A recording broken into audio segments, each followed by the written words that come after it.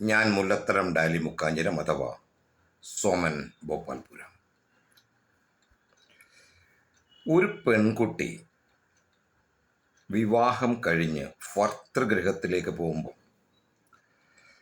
അവളുടെ ഉള്ളിൽ പല പല തീരുമാനങ്ങളുണ്ടായിരിക്കും, അല്ലെങ്കിൽ ആഗ്രഹങ്ങളുണ്ടായിരിക്കും.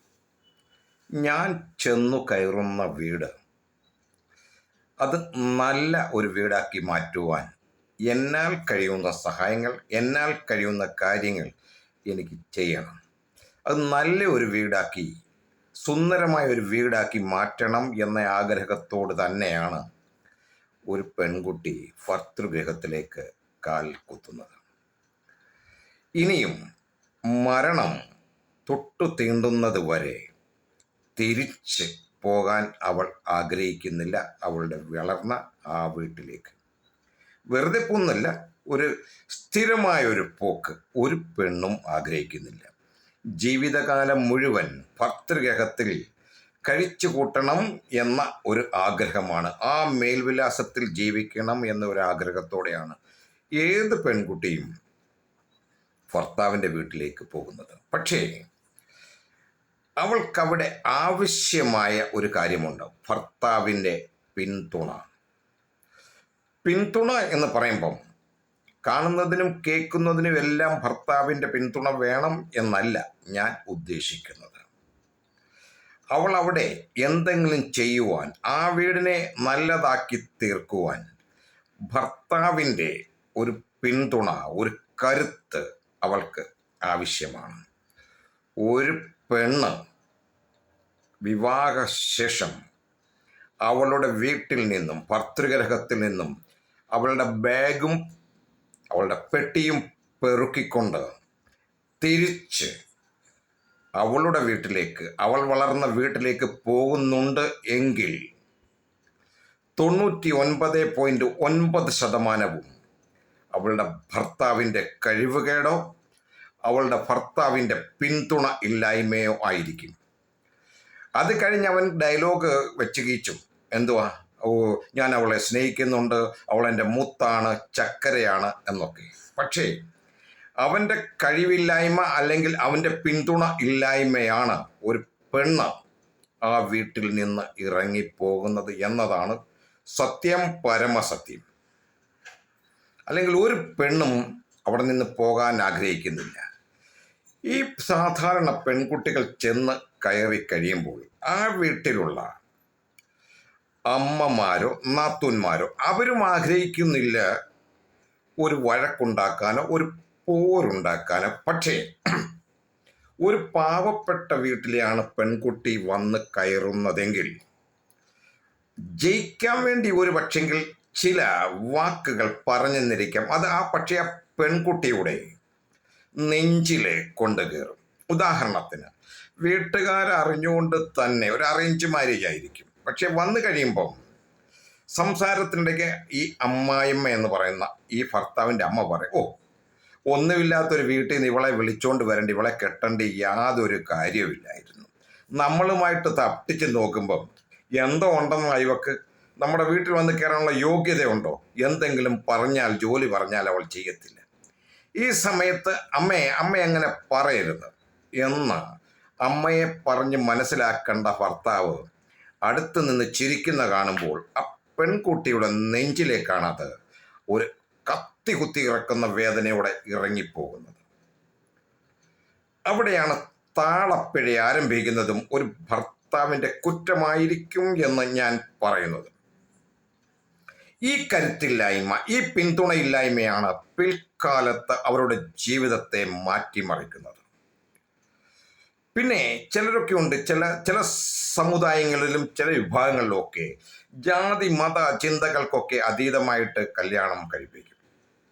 അവർക്കെന്തോ ഇതിങ്ങനെയുള്ള ചില കാര്യങ്ങളൊന്നും വലിയ ഇതില്ല. ഒരു ഇന്ന ജാതിയിൽപ്പെട്ടതാണ്, ഇന്ന മതത്തിൽപ്പെട്ടതാണ്, ഇതൊന്നും കാര്യമില്ല. എൻ്റെ മകന് നല്ല ഒരു ഭാര്യയെ വേണം, അല്ലെങ്കിൽ എൻ്റെ മകൾക്ക് നല്ലൊരു ഭർത്താവിനെ വേണം എന്നുള്ള ആഗ്രഹത്തോട് തന്നെയായിരിക്കും ആദ്യ നാളിൽ വിവാഹം ആലോചിക്കുന്നതും വിവാഹം നടത്തുന്നതും. പക്ഷേ നാളുകൾക്ക് ശേഷം ഈ ജാതിയുടെ പേര് അല്ലെങ്കിൽ മതത്തിൻ്റെ പേര് പറഞ്ഞ് ഭർത്തൃ വീട്ടിൽ നിന്നും ഒരു കുത്തലുണ്ട്. വിശേഷിച്ച് ഈ പെൺകുട്ടിയുടെ ജാതി അല്പം താന്നതാണെങ്കിൽ ഉറപ്പായും ജയിക്കാൻ വേണ്ടി ആ അമ്മായിയമ്മ അല്ലെങ്കിൽ നാത്തൂൻ അല്ലെങ്കിൽ ആ വീട്ടിലുള്ളവർ ഇവളെ പരിഹസിക്കുമ്പം അത് കേട്ട് ഈ ഭർത്താവ് ചിരിക്കുന്നുവെങ്കിൽ അതും ഒരു പോരായ്മയാണ്, അതും ഒരു പിന്തുണ ഇല്ലായ്മയാണ്, അവൻ്റെ കരുത്തില്ലായ്മയാണ്. അമ്മേ, എടി അല്ലെങ്കിൽ നാത്തൂനോട്, അവളോട്, അവൻ പെങ്ങളോട് ഇങ്ങനെയൊന്നും പറയരുത് കേട്ടോ. നീ എന്തോ ഈ പറയുന്നത്? ഇങ്ങനെയൊക്കെ വേണ്ടി പറയുന്നത്. ഇങ്ങനെയൊക്കെ ഒന്ന് പറഞ്ഞ് ആ പെണ്ണിനൊരു ആശ്വാസമായിട്ട്, അല്ലെങ്കിൽ പോട്രി ആടെ അമ്മയല്ലേ, സാരില്ല, അവർ പ്രായമല്ലേ, പോട്രി ഞാൻ ഇല്ലേ നിൻ്റെ കൂടെ എന്നൊരാശ്വാസവാക്ക് ഇവൻ പറഞ്ഞില്ലെങ്കിൽ അവിടെ ആ വീടിൻ്റെ അടിത്തറ ഇളകാൻ തുടങ്ങുന്നു. പിന്നെ മറ്റൊന്നൊരു മനഃശാസ്ത്രവശമാണ്. എനിക്കിന്നും ഉത്തരമറിയാത്ത ഒരു മനഃശാസ്ത്രം. അതെന്താണെന്ന് നിങ്ങൾ അടിക്കുറിപ്പിൽ പറയുകയോ എഴുതുകയോ ചെയ്താൽ സന്തോഷം. ഒരു മരുമകനും അമ്മായപ്പനെ പൂർണ്ണമായും ഇഷ്ടപ്പെടാറില്ല. ഒരു മരുമകനും അമ്മായപ്പനെ ഇഷ്ടമല്ല. ഇഷ്ടമാണെങ്കിൽ പോലും അവൻ തുറന്ന് കാണിക്കില്ല, പറയില്ല, പറയാറില്ല. അതൊരു സത്യമാണ്, ഒരു മനഃശാസ്ത്രവശമാണ്. കാരണം ഇവന് ഭാര്യയുടെ മുമ്പിൽ ജയിക്കണം എന്നുണ്ടെങ്കിൽ ഈ അമ്മായപ്പനെ പറ്റി എന്തെങ്കിലും പറഞ്ഞാലേ ജയിക്കാൻ ഒക്കത്തുള്ളൂ. അതുകൊണ്ട് ഇവനൊരു തുറുപ്പ് ചീട്ടായി മാറ്റി വെക്കും അമ്മായപ്പൻ്റെ കാര്യം. ഈ അവൻ്റെ ഭാര്യയ്ക്കോ അപ്പനെന്ന് പറഞ്ഞാൽ ജീവൻ. അവൾക്ക് ലോകത്തിൽ ഏറ്റവും മോറൽ പേഴ്സൺ അല്ലെങ്കിൽ അവളുടെ ജീവിതത്തിലെ ഹീറോ അവളുടെ അപ്പനാണ്. ജയിക്കാൻ വേണ്ടി ഈ മരുമകൻ താത്ത് കെട്ടി അപ്പനെ പറ്റി, നിന്റെ അപ്പനെ കണ്ടു കഴിഞ്ഞാൽ, അല്ലെങ്കിൽ നിന്റെ അപ്പനെ പോലെ എൻ്റെ അടുത്ത് കാണിക്കരുത് കേട്ടോടി, നിന്റെ അപ്പൻ്റെ ഇത് കാണിക്കരുത് എന്നൊക്കെ പറയുമ്പോൾ അവളുടെ ഉള്ളിൽ ഒരു വേവലാതി, തൻ്റെ ഭർത്താവിന് തന്നോട് പിന്തുണയില്ലെന്നോ അല്ലോ സ്നേഹമില്ലെന്നോ തനിക്ക് വേണ്ട കരുത്ത് നൽകുന്നില്ലെന്നോ ആശ്വാസങ്ങൾ നൽകുന്നില്ലെന്നോ ഉള്ള അവളുടെ ചിന്ത ആ കുടുംബത്തിൻ്റെ അടിവേരുകൾ മാന്തുന്നു. ഒരിക്കലും ഈ വീട്ടിൽ നിന്നും തിരിച്ചു പോകരുതേ, ജീവനുള്ളിടത്തോളം കാലം ഈ വീട്ടിൽ ജീവിക്കണമെന്ന് കരുതി ഇറങ്ങി വരുന്ന ആ പെൺകുട്ടിയുടെ മനസ്സിൽ അതിനെതിരായിട്ട് ആദ്യമായി ഒരു തിരുനാളം അവിടെ വീഴുകയാണ്. മിക്കവാറും മരുമക്കളെല്ലാം ഭാര്യയുടെ മുമ്പിൽ ജയിക്കാൻ അടിക്കുന്ന ഡയലോഗ് അവളുടെ അപ്പനെ പറ്റി തന്നെയാണ്. അത് കേൾക്കുമ്പം അവൾക്കും ദേഷ്യം വരും. കാരണം അവളുടെ ഹീറോയെ പറ്റിയാണ് പറയുന്നത്. ചെറിയ ചെറിയ കാര്യങ്ങൾ ഭാര്യയ്ക്ക് ഒരിക്കലും സപ്പോർട്ട് നൽകാത്ത പല ഭർത്താക്കന്മാരുമുണ്ട്. എന്നിട്ട് അവളൊന്ന് പിണങ്ങി ഒന്ന് പോയി നോക്കട്ടെ, ഞാൻ പോവുകയെന്നും പറഞ്ഞു. പിന്നെ അവൻ്റെ ഡയലോഗ് വേറെയാണ്. എടീ മുത്തേ, ഞാൻ ഇങ്ങനെയൊന്നും ഓർത്തില്ലല്ലോടി. പിന്നെ അവളെ പേടിപ്പിക്കാൻ ശ്രമിക്കും. ഞാൻ വേറെ കല്യാണം കഴിക്കാൻ പോകും, എനിക്ക് ഞാൻ ഡൈവേഴ്സിന് വിവാഹമോചനം ആവശ്യപ്പെടാൻ പോവുകയാണ്, എനിക്ക് അങ്ങനെ. പിന്നെ അവളെ പറ്റിയും വേണേൽ പറയാം, നീ അതിനല്ലേ എടി പോയത്, നിനക്ക് അങ്ങനെ ഒരു കാമുകനുണ്ടായിരുന്നല്ലോടി, എനിക്കറിയാം അവിടെ നീ ഇങ്ങനെ ആയിരുന്നെന്ന്.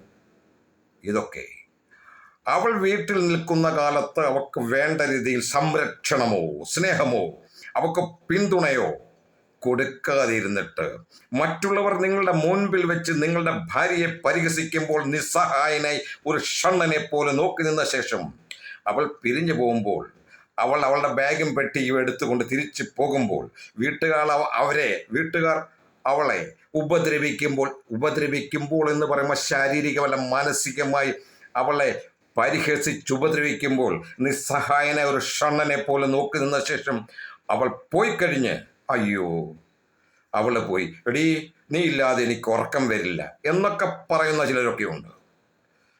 ഒന്ന് ഓർപ്പിക്കുക, ഒരു പെണ്ണും നമ്മളുടെ വീട്ടിലേക്ക് ഭർത്തൃഗൃഹത്തിലേക്ക് വരുന്നത് മരണം വരെ ആ വീട്ടിൽ ജീവിക്കണമെന്ന ആഗ്രഹത്തോടെയാണ്. ആ ആഗ്രഹം അവൾക്ക് സാധിക്കണമെങ്കിൽ ഭർത്താവിൻ്റെ പിന്തുണ ആവശ്യമാണ്. അതില്ലാതെ അവൾക്ക് അവിടെ വിജയിക്കാൻ സാധിക്കില്ല. ഒരു ഷണ്ണനാകാതെ എന്ന് കണ്ട് അമ്മയോ അപ്പനെയോ വഴക്ക് പറയാനോ പെങ്ങളുടെ നേരെ ചാടി കയറാനോ അല്ല.